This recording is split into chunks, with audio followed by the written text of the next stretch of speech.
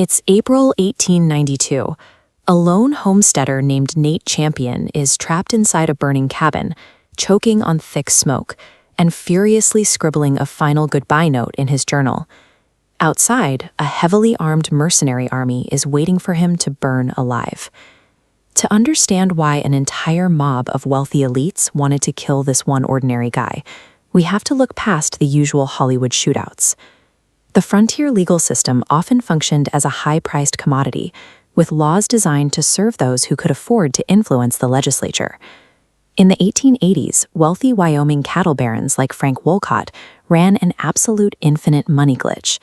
They used vast tracts of public land to graze their massive herds entirely for free, locking in untouchable profit margins. When the legal system is purchased by the rich to protect their wealth, it stops protecting citizens and becomes an engine of oppression. Let's look at this flowchart to see how this worked in practice. Wolcott and his friends bought a piece of legislation called the Maverick Act.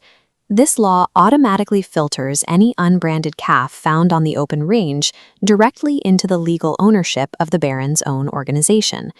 Because mix-ups were common on the prairie, this legal mechanism instantly turned everyday independent ranchers into cattle rustlers. Out on the frontier, stealing cattle was a crime punishable by the death penalty. The threat was strictly enforced. In 1889, the baron's men showed up at the home of a 29-year-old homesteader named Ella Watson. They threw nooses around her and her husband's necks and hanged them from a tree without a trial.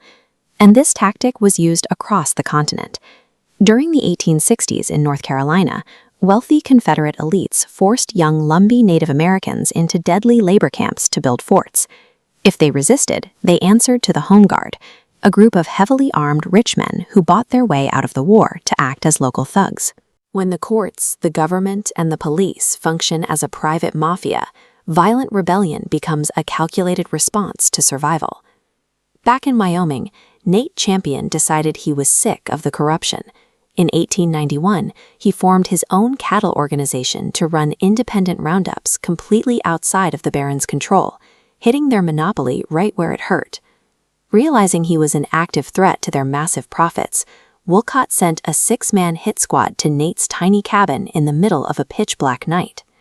As 2 assassins crept inside and drew their pistols, Nate grabbed a hidden gun from under his pillow, spinning around and killing them both. Enraged that he survived, Wolcott organized a massive lynch mob of 70 mercenaries. They rode into Johnson County, cut the telegraph lines so no one could call for help, and completely surrounded the KC ranch where Nate was staying. At sunrise, the mercenaries captured 2 of Nate's friends outside. When a third friend opened the front door, they instantly shot him in the stomach, and he bled to death in Nate's arms.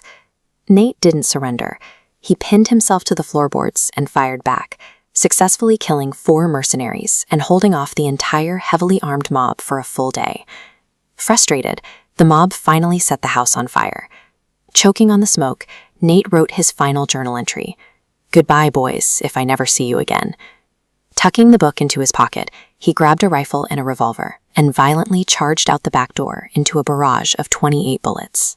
Nate knew he couldn't win the firefight, but by forcing the monopoly to commit such a massive, highly visible military atrocity to take down one man, their corruption could no longer be hidden from the public.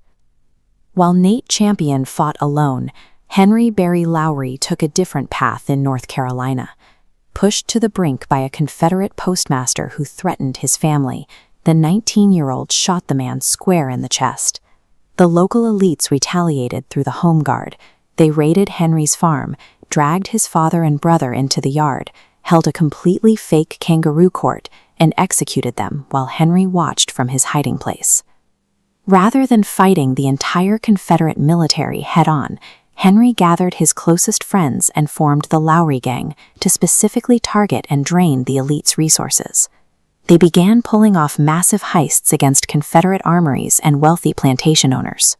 They took that hoarded wealth and redistributed the food and supplies directly to the impoverished locals suffering from the war. This diagram of Robeson County shows just how deeply his influence spread. The government placed a bounty on his head equal to about $300,000 today, but because he was feeding the poor, The community absolutely loved him and completely refused to turn him in. Desperate and unable to catch him, the local authorities stooped to the unthinkable. They kidnapped the wives of the Lowry gang members to force a surrender. Henry delivered a note promising the bloodiest times the county had ever seen.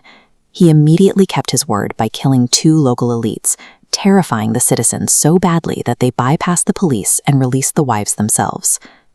Lowry's guerrilla strategy worked because he actively weaponized the local community's support. He stripped the corrupt elites of both their hoarded wealth and their institutional authority at the exact same time. The news of Nate Champion's final stand triggered an immediate public backlash that the cattle barons were unable to suppress. The local sheriff gathered a posse of 200 men, mostly Civil War veterans. They hunted down Wolcott's mercenaries, trapped them in a barn, and started blasting holes into their stronghold with high-powered rifles. The U.S. cavalry eventually had to step in. And while the corrupt courts technically let Wolcott walk free, the sheer terror of that massive citizen uprising spooked the wealthy elite so badly that they fled Wyoming forever. As for Henry Berry Lowry, his final act came in 1872. He called his gang together, broke into a store in Lumberton, and walked away with a massive $22,000 payload. And then he simply vanishes into history. No one ever collected that massive bounty, and he slipped away into the swamps, an absolute legend. In an environment where courts serve the highest bidder, Champion and Lowry used the only leverage they had left. Nate Champion's death forced the cattle monopoly out of Wyoming, and Henry Berry Lowry's heists redistributed the wealth that had been extracted from his community. They remained outlaws, but their actions dismantled the monopolies that had turned the frontier into a private estate. If you enjoyed these stories, hit that like button, subscribe, and tell us in the comments which historical figures we should look at next.